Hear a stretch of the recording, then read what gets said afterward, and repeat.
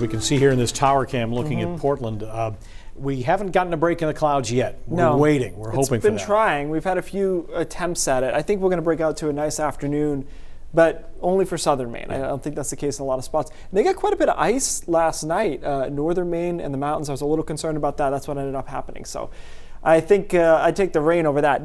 There were thunderstorms last night. It didn't wake me up, did it? Did you notice it? I did not notice it. Yeah. It must not have been all that loud. I did look at the radar, and there was some that came through, but they weren't vigorous enough to wake up people, I guess, in the middle of the night at least. We still have some snow showers out across northern Maine. And again, what we've largely seen there is sleet and then freezing rain last night. So not a great combination of wintry precipitation types. You can tell on the satellite we want to break out. We're just having a hard time here right in the immediate Portland area, but there is quite a bit of clear skies out towards Sebago and then west back into New Hampshire. And so that area will see a really nice afternoon. Northern Maine just isn't going to be able to clear out, I don't think, during the daylight hours. It'll clear out tonight. It doesn't do us as much good. You can see that temperature contrast, everything from the 30s across northern Maine to 50 in Sanford, and that's the sun starting to work on conditions there, in Concord at 49 in Portsmouth as well, and then Portland stuck in the middle, waiting to try to get a little bit more sun cooking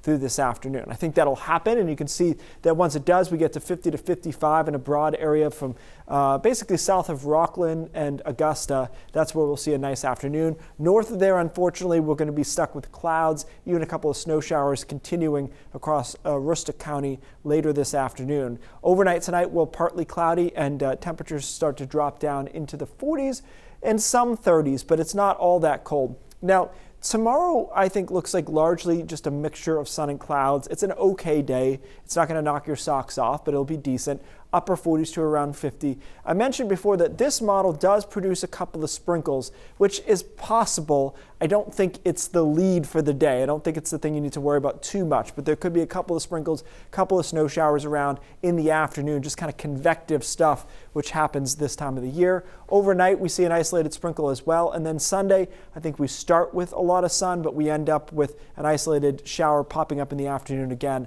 upper 40s to around 50 degrees. So again, not a bad weekend. I'd prefer we could get more consistent sunshine in there, but that's just not going to be in the cards. After the weekend, the main story is colder air coming down. It's really coming from the poles, and it's pretty anomalous air in the sense that it'll put us, 15 degrees below average, if not a little bit more, 15 to 20 degrees below average. The good news is this time of the year, that's not as brutal as it could be, right, in January and February. But you'll notice it on the temperature trend, average, boom.